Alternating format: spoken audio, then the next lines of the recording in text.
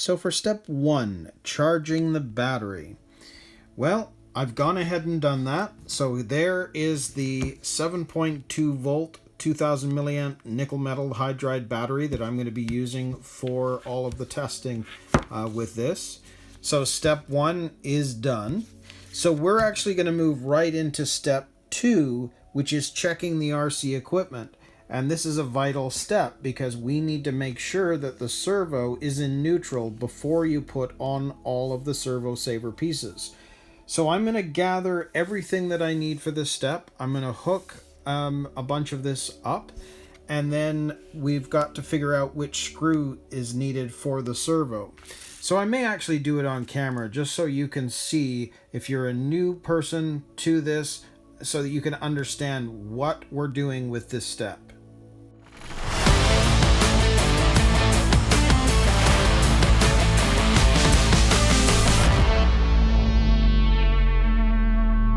So before we pull all the parts together, let's make sure that the servo is in neutral. And that really is the first step with all of this. So if we look at the transmitter, they're showing that you need to set all of these functions to 0. So for example, so here's mine. This is a Futaba, T3PRKA 3-channel system. This is my go-to radio. You'll see here, if I open this part here, you can see that there is a, let's see if I can see this a bit more, steering and throttle trim. Well, you need to make sure that these are at 0. So I'm just going to make an adjustment. Yep, they're both at the top in the middle, so they're at 0. And it will show here for servo reversing. Usually there's the throttle trim. They want it in normal position. So this is a normal position. So you can see here that I have 2 settings, normal or reverse. They're both showing they want them in the normal position, which is what we're going to do. Normal, normal, and then that trim. So we should be good. If I can focus on that a bit more. Yeah, normal, normal, and then your trims are at 0.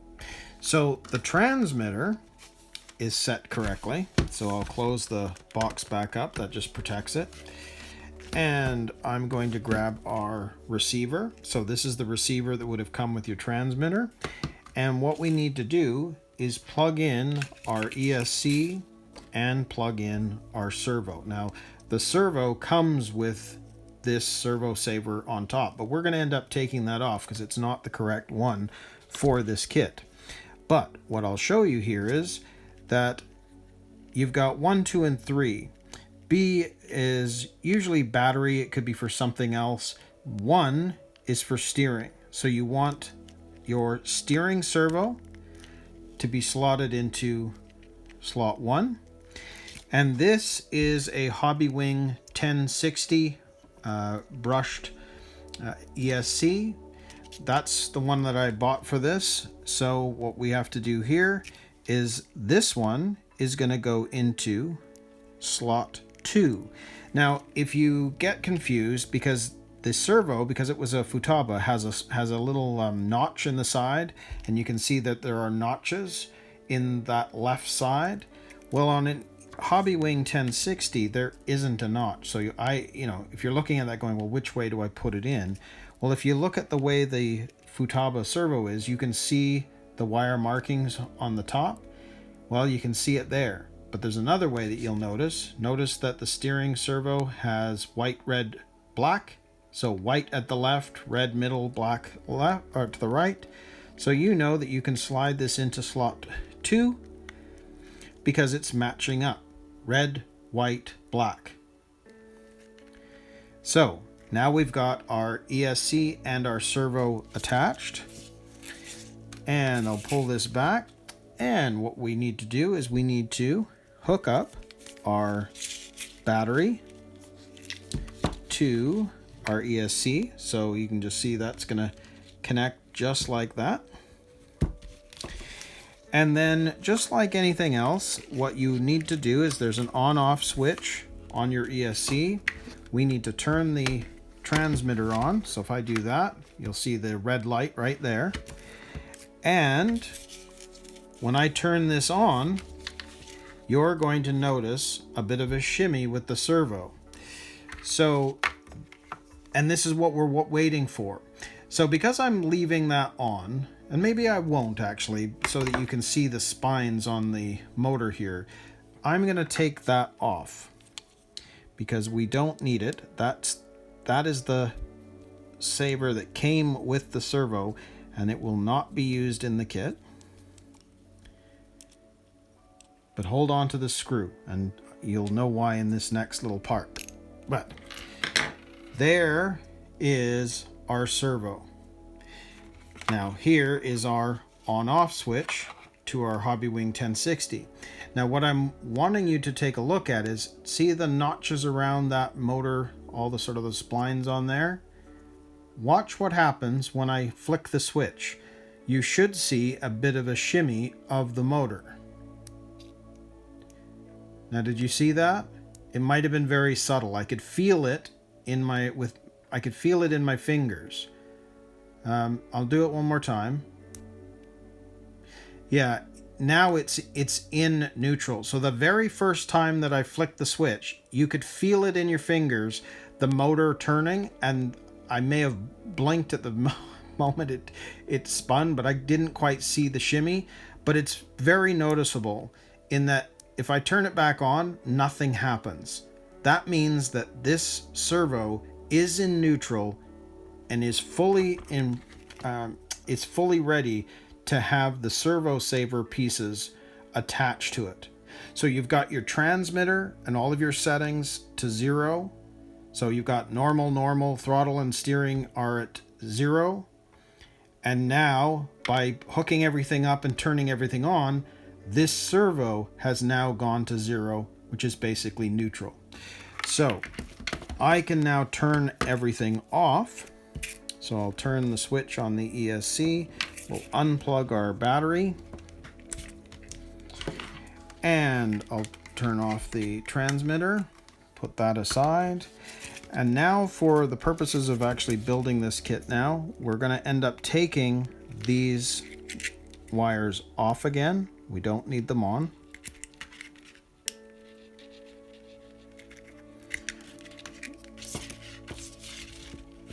Because we're not going to be using those now. The only thing we want is the servo. And you can see it's because we've got all these pieces that we need to put on. So I'm going to grab all of those pieces and then we'll set this up to put the servo saver on. So remember that screw that we took out of here and removed the existing servo saver? Well, the reason I want you to keep the screw is we now have to figure out which screw is going to work with this servo. Now, this is a Futaba SU300, and you can see here that there in the parts bag, there is this parts tree. This is, what is it, parts tree P. And you can see that for a Futaba, we want P5. And P5 is this one right here. And it actually says Futaba on it right there. That's the one that we want. And the reason they talk about the side cutters is you can see these. You can get a really nice clean cut by using the side cutters. There we go. So this would be what we're going to be needing. So that is the P5. But this screw, what you want to do with it is you need to look at the chart that's in the step. Notice that these ones are not tapping screws, so it's going to be neither of those because this is a small tapping screw. You'll notice that the BA3, when you place this on top, is a lot thicker. That's not the size, but the width of this more closely matches this BA1 screw. And it's a little longer. That's okay, because you're not trying to find a perfect match. You're trying to find the perfect match to the threading and the size of the screw. We need a longer one for adding that through all of the servo saver pieces and into the servo. So this we know is going to be a BA1. So if you go to your bag A, this bag, which there's a few different ones, but this bag, you'll notice, has a really small screw in it. That one right there. So what I'm going to do, I'll open this up. And I'll grab this one right here. Put that aside. You'll notice that when I place this on there, it is a perfect match for the BA1. So that screw is matching up as close as it can to that screw. Now just remember, depending on your servo, you may end up having to pick a different one for this. But for me, with this, we're going to be wanting to use that. So you'll notice up here, it was showing you all the different screws. You don't need all of those, you need one. And that's what we've just found with this particular screw. So you can see here, this is the P5 piece, but we also need P4. So if I grab this and take a look, we need P4. So we're going to take that off the parts tree. We need P3. That's this one right here.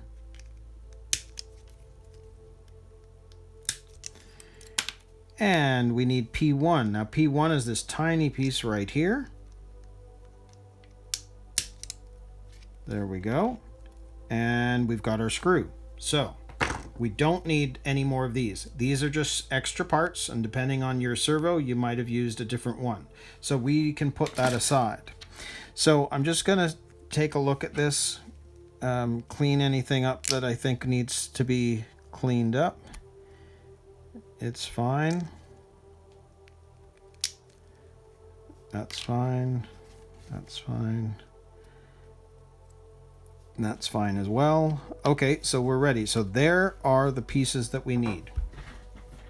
So here's what we're going to do. We're going to grab our servo. Now notice that the cable on the diagram is showing that the motor is facing this way and the wire is curling back.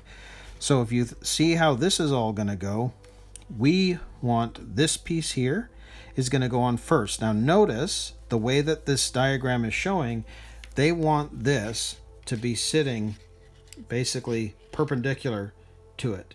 So basically square. You don't want it this way, you don't want it this way, you want it dead center so that it looks like that in the end.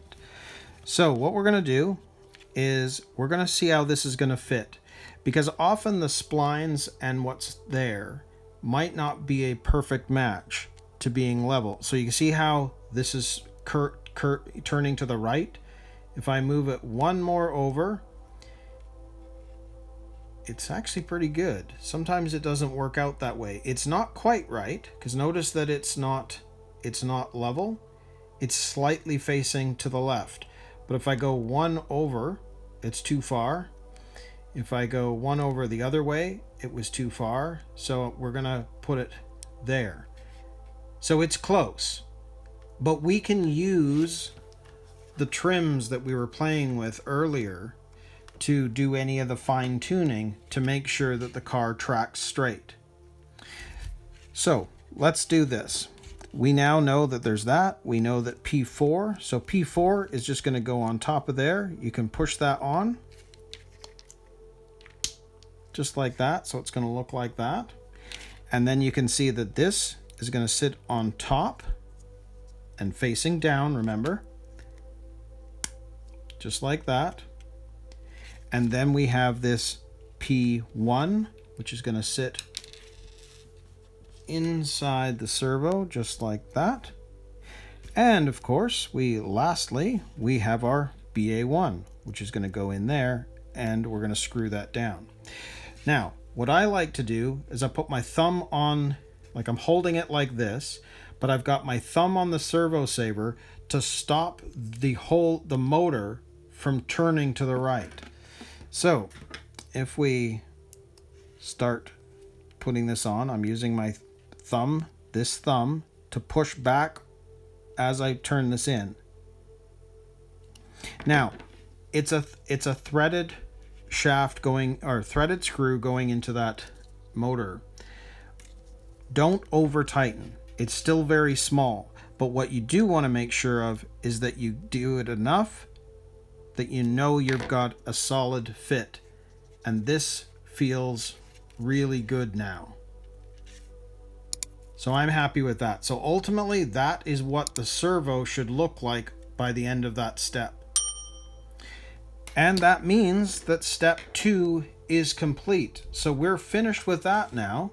So we're going to move on to step 3, and this is where we're going to attach the steering rods and the brackets so that this can be installed in the chassis.